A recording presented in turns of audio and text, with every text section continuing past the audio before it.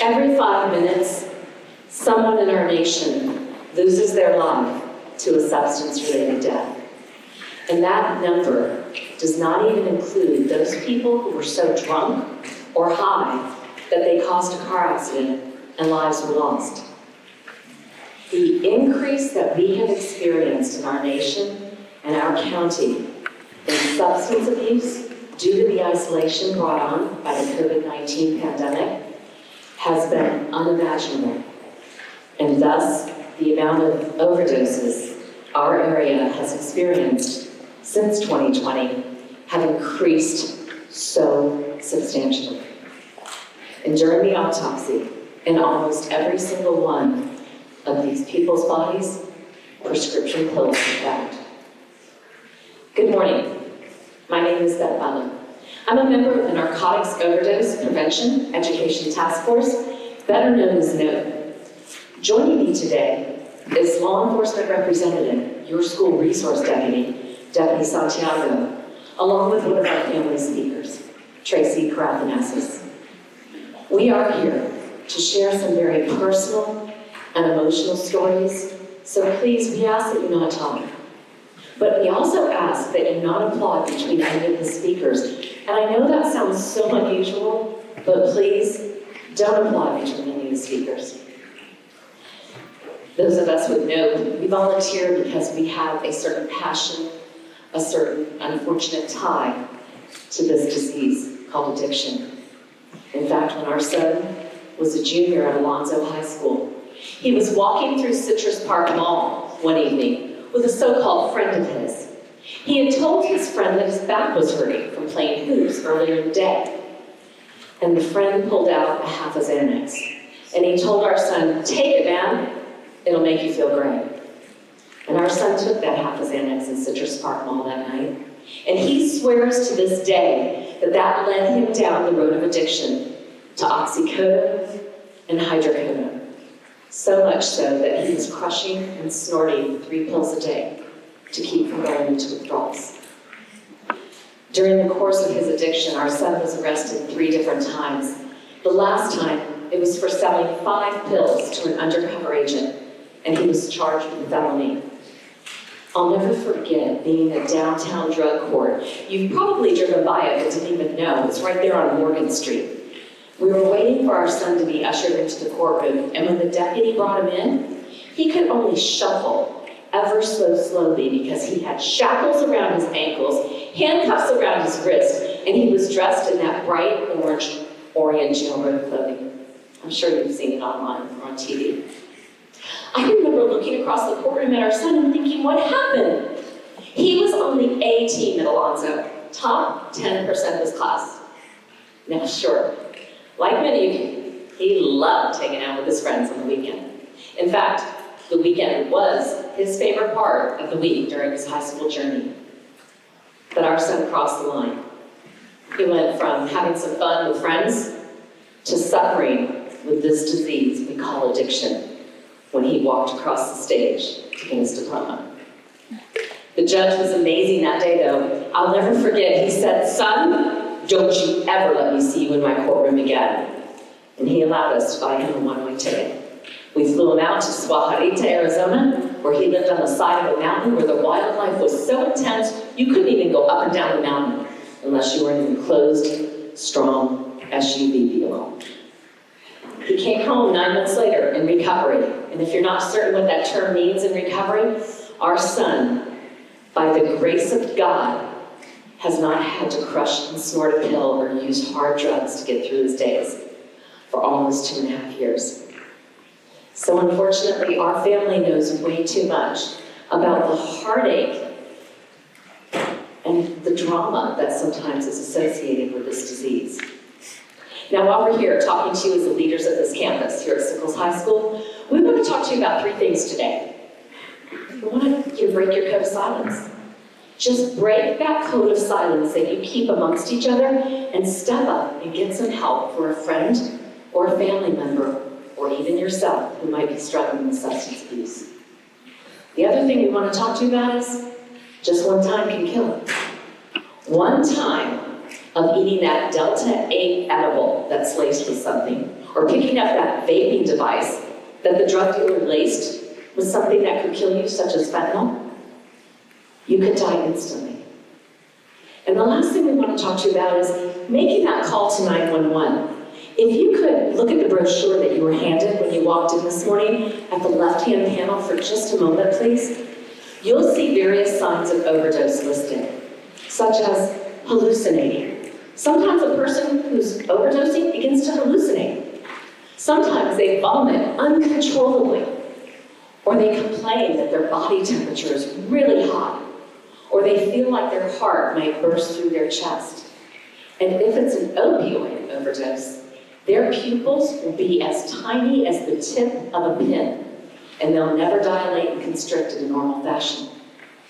And you need to also be aware that excessive, loud snoring can also be a sign of overdose. Unusual snoring for that person. So if you're ever in a social situation and you would notice someone right in front of you exhibiting some of those signs of overdose, or one of them that I talked about, could you please use that phone of yours and make the call to 911? Because we're fairly certain that phone call you make could keep that person alive. We're going to start off this morning with a very short video.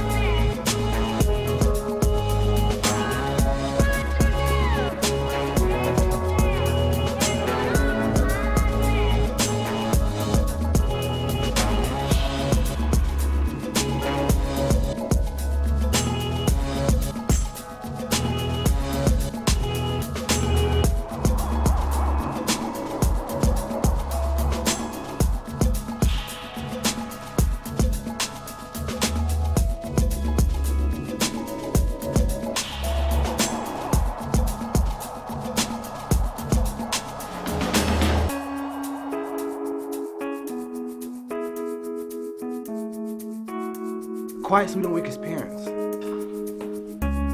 God, he's dead weight.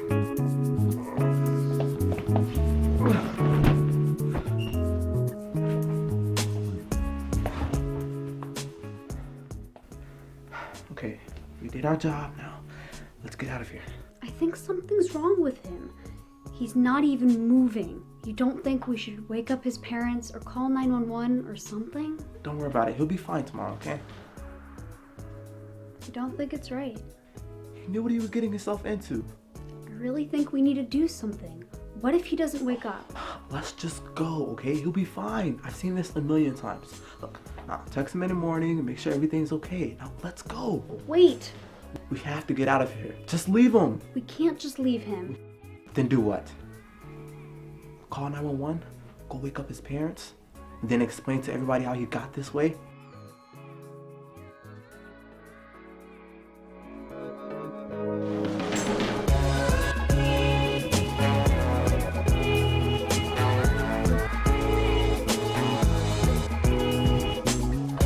Make the call and dial 911. This is Jared Kirstein. He goes out one night, very similar to the kids in the video, and while he's out, he begins drinking excessive amounts of alcohol. And then he starts taking prescription pills. And as the night goes along, he starts to exhibit some of those signs of overdose that I talked about just a few minutes ago. So the friends dropped him off at a buddy's house, thinking he'd just sleep it off. But in the morning, when the friend tried to wake up Jared, he was already dead. And the autopsy reported to the family 4 weeks later that their son, their brother, died from a combination of alcohol and prescription pills.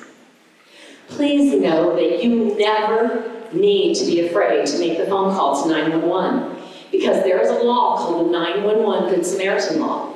And what it does is it protects you, the person making the call, and the person that you're calling about that you think is overdosing right in front of your eyes from getting into any legal trouble of any kind. Even if you were drinking underage, even if all of you were smoking weed illegally or taking prescription pills that didn't belong to you, if you think someone's overdosing, you tell everybody else to get out of the room, leave the party, wherever you are, and use your phone to call 911. And that 911 Good Samaritan Law will protect you and the person you're calling for from any legal trouble whatsoever. I'm going to now share some of our task force members' stories who no longer, unfortunately, are here to speak for themselves. This is Sierra Bradley. She graduated high school. She earned her way into a new job and also started hanging out with a new circle of friends. And she began experimenting with a form of MDMA, also referred to as ecstasy or Molly. Now, Sierra's mom went up to her one day and said, "Sierra, please stop this behavior. Don't you remember? Addiction runs in our family." And Sierra says to her mom, "It's all good. My friends have got my back." And she goes to a dance club one evening and she takes one ecstasy pill and suffers a seizure right there on the dance floor. And there is nothing her new friends could do to save her life. We heard from her mom that 2 days before Sierra lost her life to this accidental overdose death, that she had said to her mom that she was using drugs responsibly. The fact is, there is no responsible way to use drugs if you're using them recreationally. This is Brandon's son's story. You probably read about it in the newspaper or saw it online a few summers ago. He had just finished his sophomore year at Freedom High School, and he and some of his buddies went over to the Sunshine Skyway rest area. Sure, you've driven by it. And according to the friends' reports, they all started experimenting with LSD. And Brandon got separated from the group. They started searching for him as the afternoon went on. They still couldn't find him, so they said to each other, "Let's just put up a couple tents. Roll out some sleeping bags and we'll spend the night here." Now, it's just a rest area. It's not a campground. You know that. But that's what they did. And in the morning, they wake up and they try to find their friend again. Still couldn't find him. So you know what they did? Nothing. They did nothing except get in their cars and drive back to their houses. They didn't text his brother and say, "Hey man, Brandon's been missing," or stop by the house because one of them lived on the block, the same block, and say, "Hey, Miss Laura, your son is missing. He's been missing since yesterday." They didn't tell a person in uniform. They did nothing, and 33 hours later, Brandon's body was snagged by a fishing line right off the Sunshine Skyway Bridge. I remember reading that in the newspaper and thinking, didn't his friends sit like you all are right now and know that that 911 Good Samaritan Law would have protected whoever made the call to the authorities? And it could have possibly kept him alive to graduate from Freedom High School. This is the last story I'll share with you. It's Katie's. Again, it made the news very recently. Katie was a senior over at Plant High School. In fact, this is her prom picture. She was really looking forward to going to Grad Bash, walking across the stage and getting her diploma, and then moving into her new apartment that she and her mom had chosen to go to college. But that never happened because that young lady died of a heroin overdose. And the gentleman who was with her the night that they were using drugs together never called in time and he is facing criminal charges, as well as the drug dealer who laced the drugs that killed that beautiful girl. There are consequences for every single action that we take. And I realize that this whole epidemic of selling, buying, and using drugs has gotten so out of hand, and our generation and the generation that came after ours has messed it up royally. We are at epidemic proportions of overdose deaths right now in our nation, and that's why we're here. You're the generation that can break this cycle. Because you know this as seniors.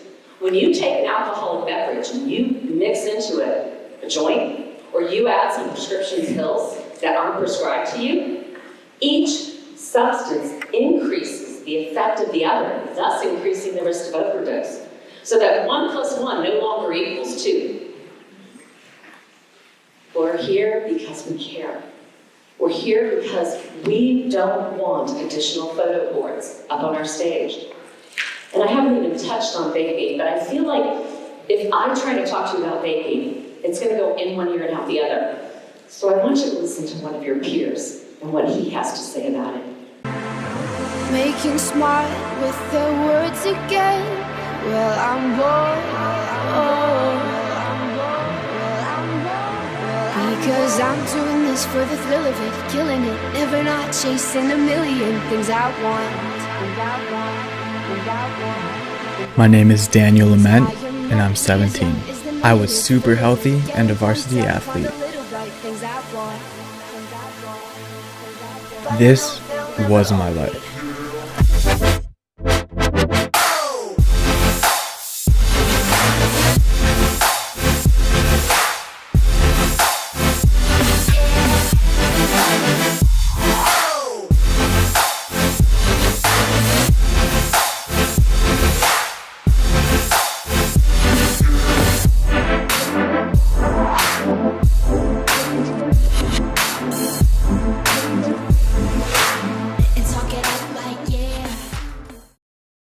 In September of 2019, I developed an illness from vaping.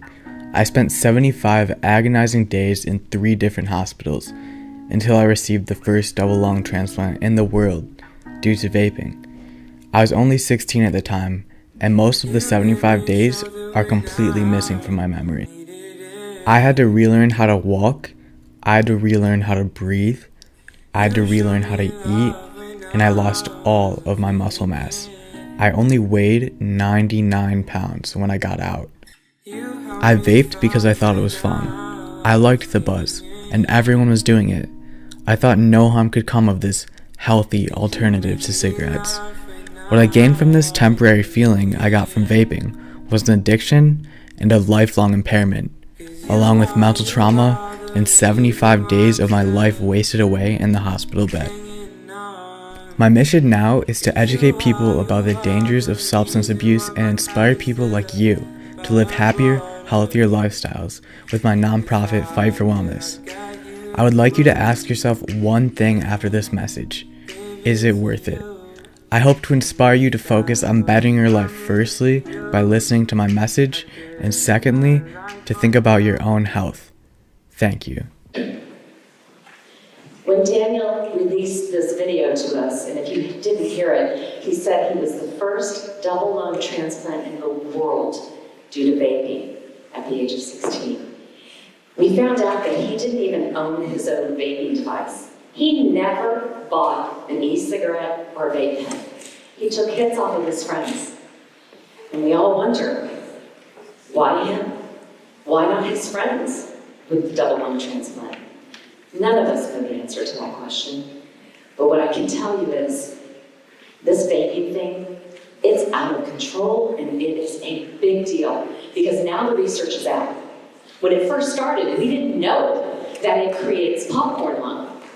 The combustible parts of the vaping devices are creating pockets and holes inside of youth that are vaping, thinking it'll never affect their future. This young man is in a coma in Illinois. His parents told the doctors that they let him vape because they thought it was better than smoking cigarettes. And the doctors have said that if he ever wakes up out of his medically induced coma, he will never breathe normally again. He will have to have an oxygen tank in his backpack on his back or in a rolling cart that most of us have seen rolling through the mall. But yet, don't we have friends that daily are picking up a vaping device thinking, I'm invincible, it'll never affect me. But yet the research is out that this is not only addictive, it is deadly. So please be aware that if you're ever caught with a vaping device, with anything other than nicotine in it, you could face a felony charge. You'll now hear from law enforcement representative, your school resource deputy, Deputy Santiago. Good morning. I'm here before you today as a member of NOPE Task Force. I want you to remember what Ms. Butler told you earlier. Our county experienced a huge increase in mental health crisis and calls since the pandemic began.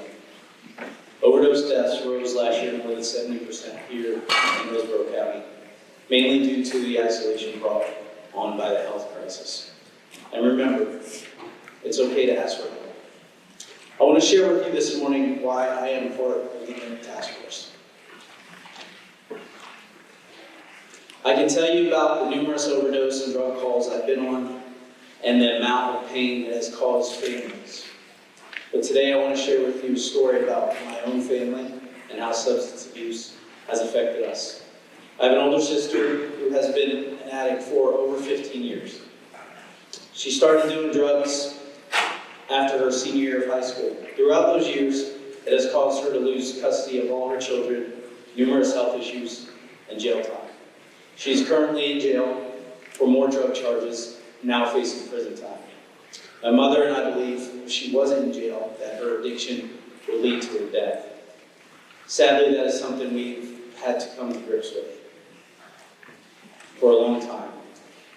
The choices she has made has drastically changed her life and the lives around her. We hope and pray things will get better. I want to tell you one more story with you today. I want to share with you today about a friend who left a friend behind, thinking he'd just sleep it off. It's a story of 17-year-old Aaron Fulbrook.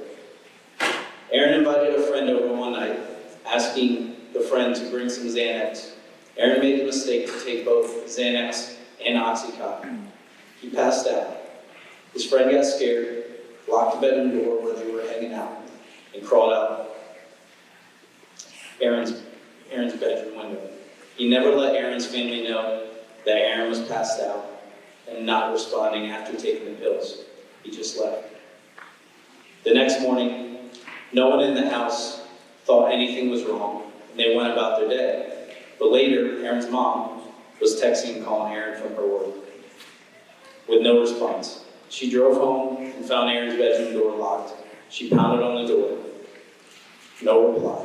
She went outside the house and crawled through the same window that the friend had exited through, and there on the futon was her son's lifeless body. She is a hospice nurse, so she got her stethoscope, prayed she could hear a heartbeat. There was none.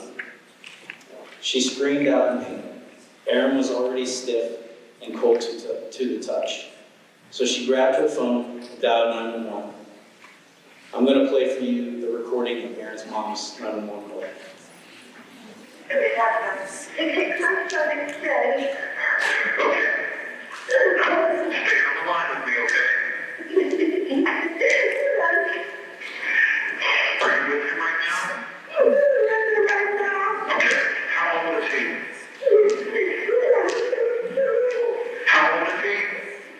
He's almost 15. Okay.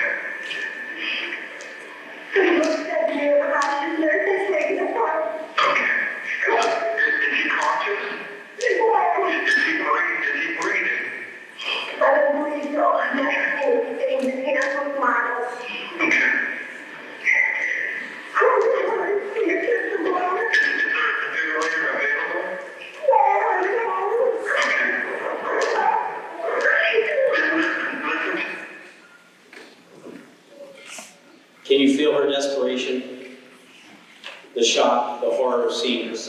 lifeless body lying there.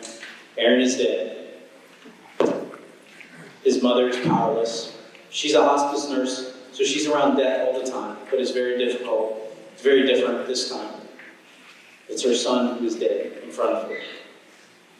Paramedics arrive, but they were unable to revive Aaron. The medical examiner entered the room, wheeling in a gurney. On top of that gurney was a neatly wrapped package.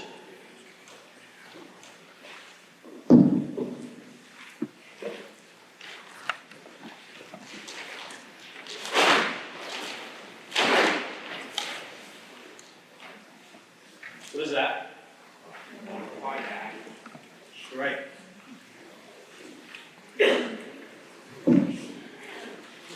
The last sound Aaron's mom heard is the sound of a body bag closing around her son before Aaron's body was carted off to the medical examiner's office. This sound continues to haunt Aaron's mom to this day. This is where Aaron can be found now, in an urn next to a fountain. On his mom's porch. This is the end result of a bad choice. Life is about choices. Your choices are not always about you. As we have shown you, the choices you make have everlasting consequences on the people you love and the people who love you. Remember, as you make these choices in your future, there is the 911 Good Samaritan Law that allows you to be that friend who gets help for a friend in danger of overdosing. Don't leave a friend just thinking they will sleep it off. One time can kill. It is our prayer and hope that you all make good choices and have a long and healthy life, free of unnecessary tragedies. As Deputy Santiago shared with you, Aaron's use of substances that night impaired his judgment so badly that he kept taking more pills, thus resulting in his overdose death.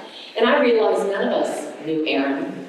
We have no idea why that young man decided to take those two types of pills.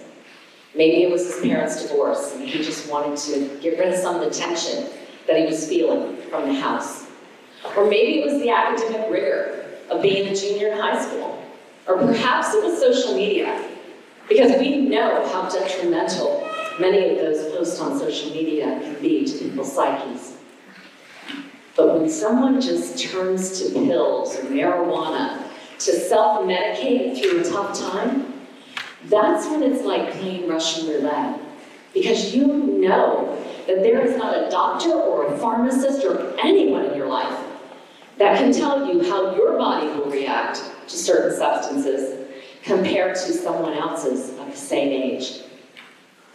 This whole epidemic is just a result of people not breaking their code of silence, not stepping up and getting the help. That friend of Aaron's, if he had known about Narcan, he could have reversed that opioid overdose by using it. And I encourage you to look that up later today, what Narcan is, because every household should have Narcan in it.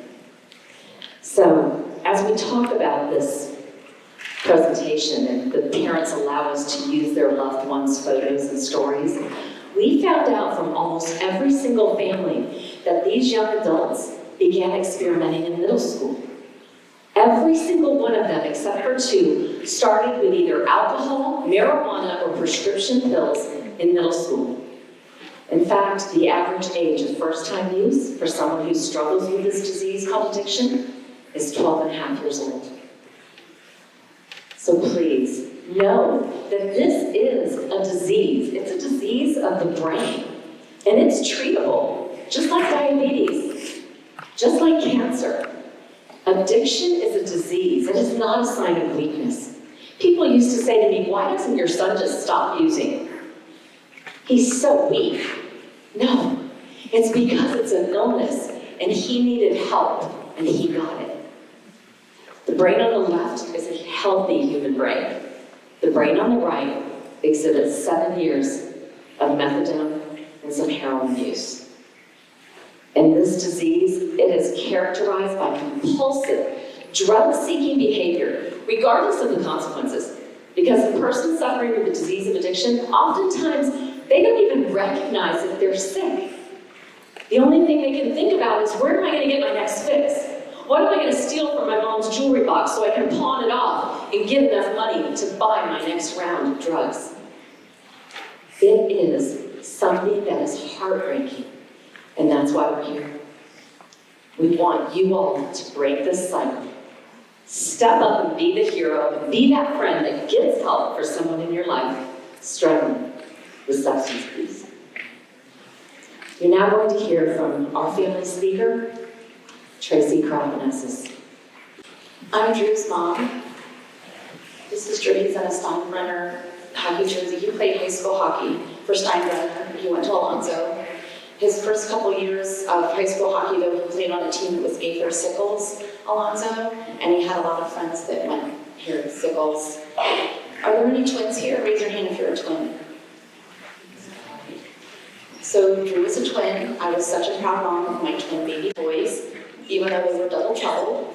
When they were this age, they would pull each other's hair so bad I had to cover their hands with socks, or put a hat on their head, or cut their hair really short. And then by the time they were this age, little toddlers, they were getting into all kinds of mischief. One time I was in the kitchen and I smelled this really weird smell, and I went in their room, and they had taken all their socks and lined them across the wall, and they had taken off their lampshade, and they were taking their socks one at a time, trying to burn little holes in them.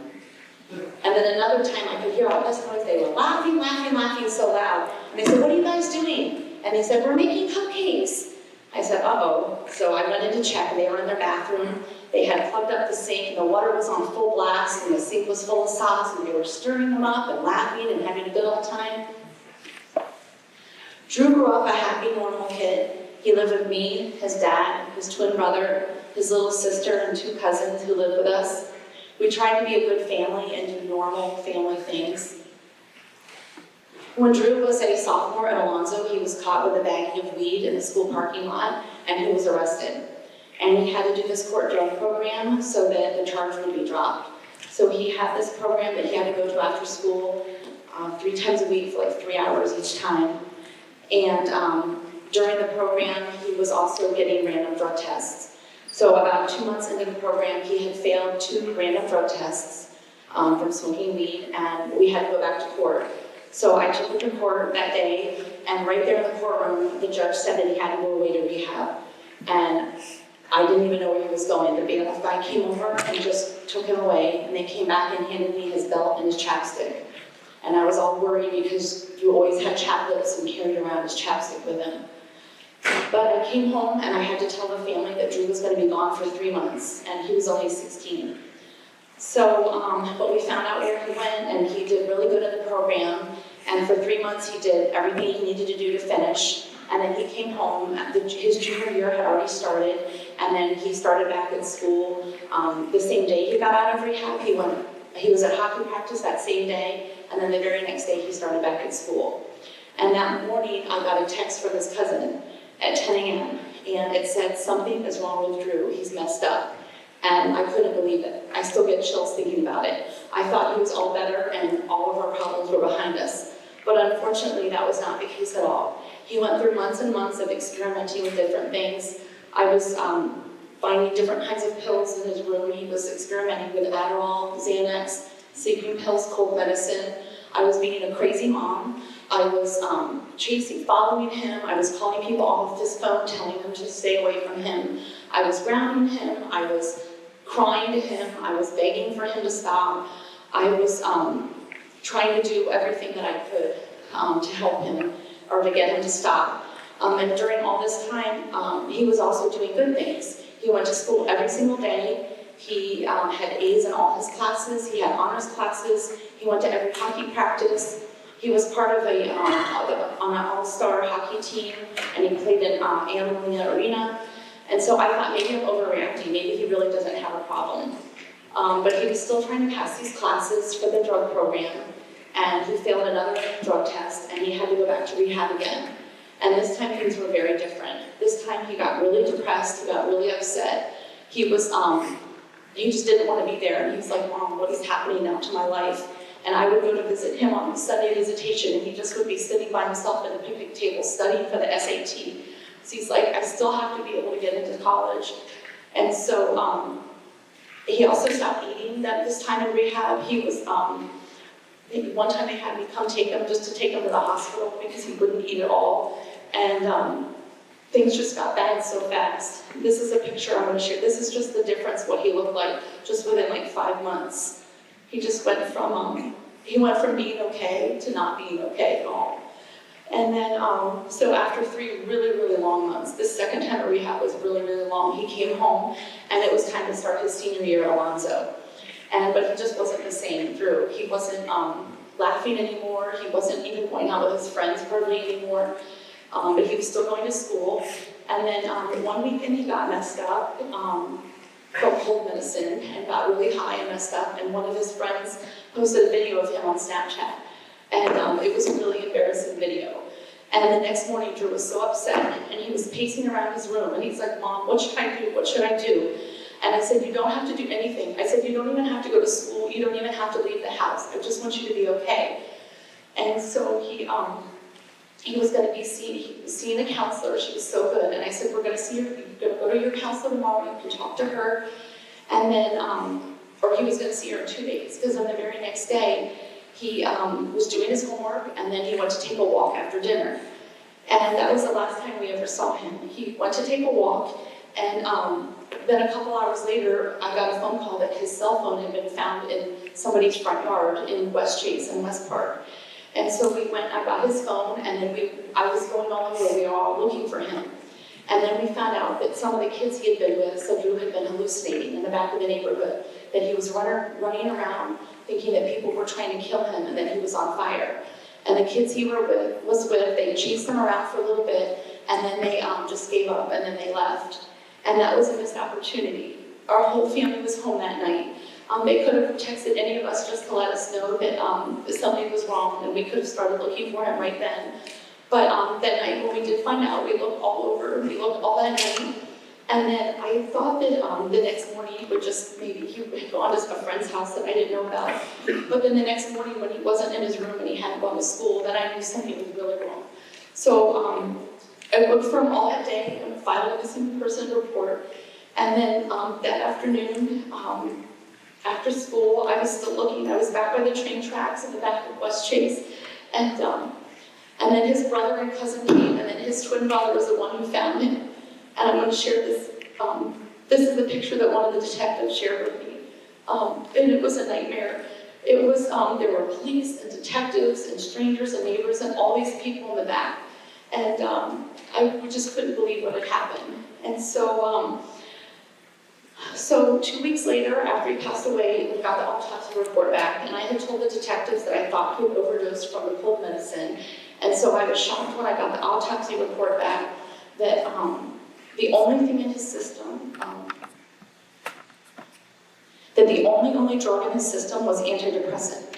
And Drew had been prescribed an antidepressant, and I kept the pill bottle locked up, and I just would give him one at night. So I'm not sure how he got extra, but what I think happened is that I think he was just so upset that he thought that if he took extra pills, it would make him feel extra better.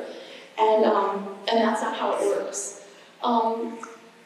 And I don't blame his friends at all. I really don't actually blame them for not calling us that night, because I'm sure that they didn't know that hallucinating is a sign of overdose. I'm a mom, and I didn't even know that. And if I had seen a teenager walking around like that, I wouldn't have known it was overdosing. I only learned that once I met everybody from NOPE. And so, and even if it is a prescription, it's still, if you take too many, it's still, even if it's your own prescription or the same medicine. And I really think that Drew just thought that if he took extra, that it just would make him feel okay. And that's just not how it works. So the counselor that he was with had him, she would have him write little notes at night to share with her, to talk about his feelings. And after he passed away, she gave me some of his notes, and I want to share 2 of them with you. Thinking about how lucky I would be if I was given a second chance at life, because I know what I could do to avoid being whatever I am now. It'll never come true, but I like to wish it did sometimes. And the last one is, if I could, I would show kids or tell kids how to not live life. I wish someone had told me before it was too late. And so that's why I'm here. if Drew was here right now, that you would be friends with him. You would have liked him, and he would be your friend. He would have liked you. And it just, things got bad, just it was too late.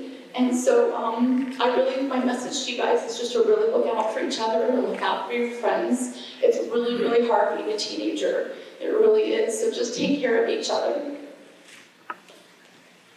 Thank you.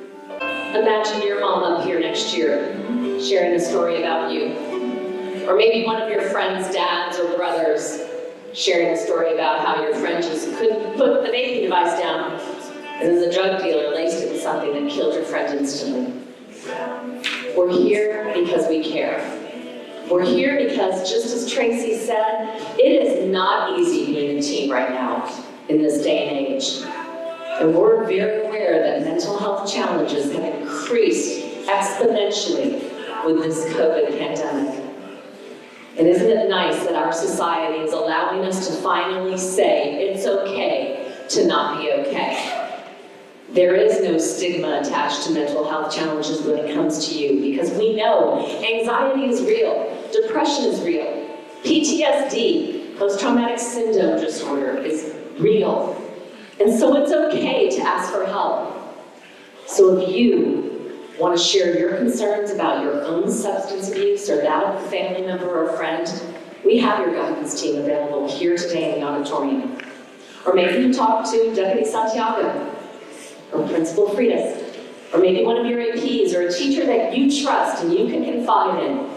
And if that doesn't work for you, find a pastor at your church or a friend in your neighborhood that you feel you can share your concerns with. Because unfortunately, this disease addiction, it holds no prejudice. It does not care if you speak Spanish, Arabic, French, or English. It doesn't care if you live on a park bench or on a high-rise condominium in Park Avenue. Addiction is touching every single corner of our nation, our state, our county, and our city.